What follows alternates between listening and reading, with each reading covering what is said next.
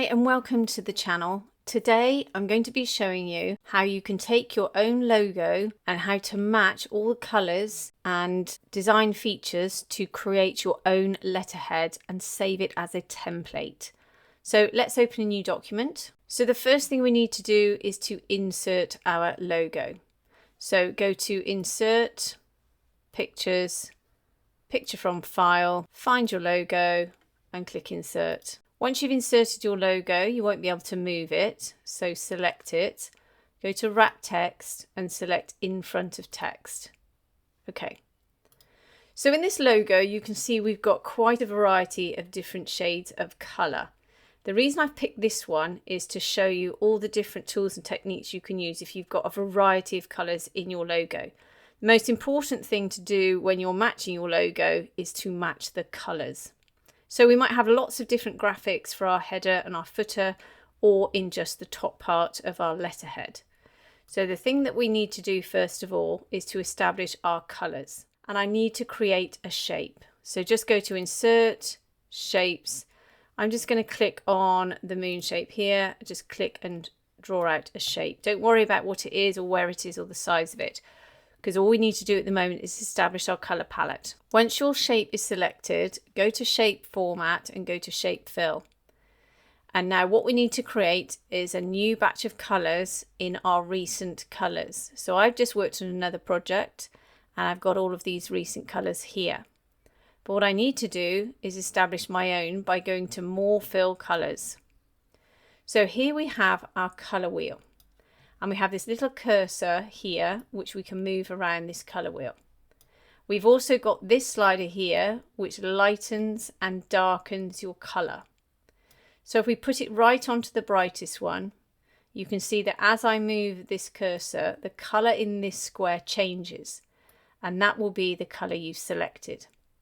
Now, if you are not fortunate enough to have this eyedropper tool, then what you'll need to do, let's just say we wanted to establish a colour up here, is you'll have to move this cursor over to where you think best matches that colour. Now obviously these colours are quite bright at the moment, so we'll probably need to darken that down. And then as we move towards the edges, the colour is more saturated. As we move it to the middle, they're less saturated. So find the colour that you want to best match that area, and then it's in here, and then just click OK. Now, if you're fortunate enough to use the eyedropper tool, you can just click on it, move over a colour and just click. And that colour will appear here. So we've established that colour. If we click OK, go back up to Shape Fill, and you can see that colour has appeared here in recent colours. So we can go back over to More Fill Colours. We can then go back onto the eyedropper tool. We can pick a darker teal colour. Click OK, and we can just keep doing that. You can see that teal colour has appeared here, and you can keep doing that to allow you to experiment with your header and footer and all of your graphics for your new letterhead with a huge variety of different colours. Now obviously there are a few rules in colours, those that have got complementary colours, those who've got opposite colours. So what we'll do is just grab a few more colours from this colour palette here. And final one to do green.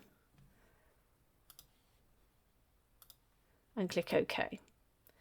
So we've got a variety of different colours from your logo now, all of which will match beautifully. You can just have one colour block if you want, or you can have several. But at the moment, we've got those more recent colours, which is up to this one here, ignoring these three. So I can pick any of these colours along here, and I know that it will match anything in my logo. So let's just go and do a few experimental trials. So I've got this shape open here, and you can see it's got this borderline around the outside, which I don't want. So whilst you're in Shape Format, go to this tool here and select No Outline. Then we can rotate this shape, and then let's say we can move it across our page. We can extend it out and move it up into the corner here if we want to do so. Then we can copy and paste it. Command and Control C, deselect, Command and Control V. And then with this one, We've now selected it. Go to shape format, shape fill. And let's just pick another color. It doesn't matter what it is. Zoom out. And then we can slightly rotate this one, move it up here, go to arrange, send backwards, send to back.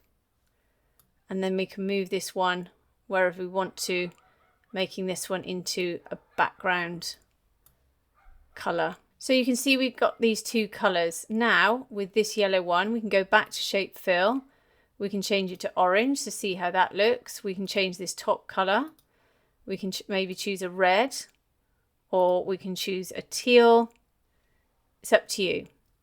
What you can do to establish whether these are good color mix is certainly you can do that by eye, but you can also go on to Adobe Color. Go on to this Adobe Color. We just put this into Google, and then you can go down to color wheel. You can see we've got a variety of different color choices. So let's say, for example, this is complementary. So if I click on this one, and then I move the dominant color over to a teal color, you can see all the complementary colors it's giving us. We can move them around and you can see what complements. So you can see here a teal and an orange will go very well together. We've also got a bright green color. So you can see if we move it to the bright green, we've got pink colors. If we move it up to the yellows, because we've got some yellow colors as well, that matches well with the blue. And we've got some pinky oranges as well, and you can see what sort of colors that will match as well. So if we go back to our diagram, and you can identify which colors are more important to you. We've seen that the orange and the teal go very well together. We don't have a blue, so realistically a yellow won't work well with this, because obviously yellows and blue go together. Greens and pinks go very well together, and teal and oranges go very well together. So really those are your only color choices to make this look quite cohesive. If you wanted 3 colors, you can go with 3 colors here or here, and you can play around with these different color swatches to see what really works for you. So what you can do is, if you are desperate to use some of the other color choices, let's say our dominant color here was yellow, we can simply click through all these choices at the bottom here until we find a color within our logo that we really like. Let's go to this one, analogs. So you can see the yellow color here mixes well with greens as well. So yellow and green would go quite well together. So let's pick this one here. Let's go to the green color. Let's pick the orange, and let's go to that yellow color there. Perfect. I think that works quite well. But again, it's all personal choice. So I've used this particular curved shape, but if you go to insert shapes, you have an abundance of different shapes that you can use for your letterhead. If you wanted to use a square and go all the way across the top of your page like this, you can again take off the outline and use the shapes as well. And you can make that very deep. And then if you were to use your logo on this, let's go to picture format, bring forwards, bring to front. Now this logo has got a white background because I've just taken a screenshot, but obviously yours wouldn't have a white background, and you could just pop your logo up here. You can then double up the rectangles again like we did before, select the bottom one, go to shape format, and again choose a different color, and you can put those top and bottom, and again move your logo over as well. We're going to have to bring that to the front again, and you can move it up here. It's completely your choice, but you can make so many different designs using all the different shapes, squares, triangles, etc. I have a wealth of videos on my channel that will show you all the different effects that you can have from making graphics into letterheads. So let's say we put this logo up here, and then let's put a shadow on this top one, this top green shape. Go to shape format, go to format pane, go to this icon here, click on shadow, go to presets, and then choose a shadow. I'm going to choose this one. You can see we put a nice shadow on that top shape, and then we can extend the blur, we can change the size of it, and we can change the transparency. Again, completely up to you. You can put that shadow on both the shapes or just one of the shapes, again, personal preference. If I select them both by holding down the Command or Control key and clicking on both of those shapes, go to Layout, go to Group, select Group. This is all now one group. Copy and paste it by holding down the Alt Option key, click and drag, deselect, reselect the bottom one and rotate it round, and then just pull it down to the bottom here. Deselect. You can see unfortunately that shadow hasn't quite followed through, so we can just ungroup them both. Select the top one, again go to this icon here, presets, and just click on the shadow. Let's go to the top one. Okay, perfect. So now we've got that graphic design in. You can now save this as a template if you want to, but you can also put the text in first so that much of the structure of this letterhead is completed, and all you've got to do is select the text, delete it, and begin typing.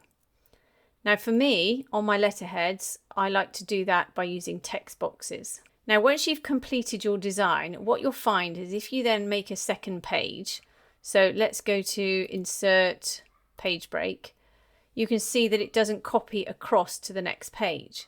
The reason that hasn't happened is because this graphic and text is all on what I call the front of your document and not in the headers and footers, which kind of puts it behind your document, slightly grays it out, but it does mean that it will copy across, and when you save this as a PDF or a screenshot or send it to somebody in an email, it will look nice and colourful like this, and I'll show you exactly what I mean.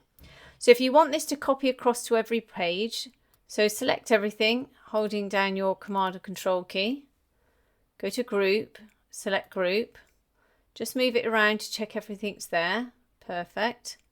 Copy it by going to the Home tab, select Copy, then press the Delete key, double click at the top of your page, you're now in the headers and footers, go to the Home tab and click Paste, just move that into position, and then once you're happy, double click in the middle, and now what you can see is your colours are slightly greyed out. Now the reason for that is because that identifies everything in your document that's in the headers and footers. Normally use that just for your logo and maybe a few bits of header or page numbers, that sort of thing stays in the headers and footers. But this, when you go to Insert and you have a different page, it allows it to copy across. Everything you put in your headers and footers will copy across to every single page in your document. So that's the way to do it if you want this on every single page. Now, this allows you then to go in and do all the typing you need to, but when you print it out or you send it or save it as a PDF, all the colours will be vibrant again.